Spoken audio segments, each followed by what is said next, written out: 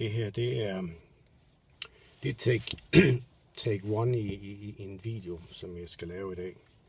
Og det er fordi, at i dag der er det den 19. december.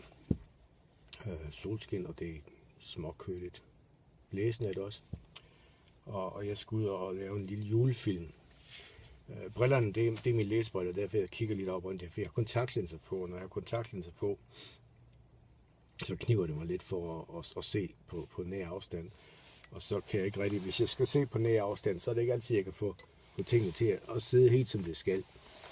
Og så kan det godt være et problem, i særdeleshed, når man skal have alt udstyret på, når man skal ud og kite, at man så ikke rigtig finder det rigtige i kassen.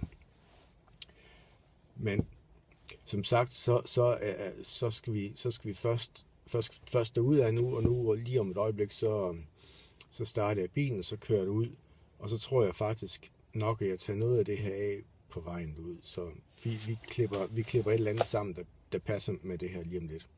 Men lad os starte på dagen. Ja, vi starter på dagen. Vi starter på dagen. Vi starter. Husk at slå videoen fra.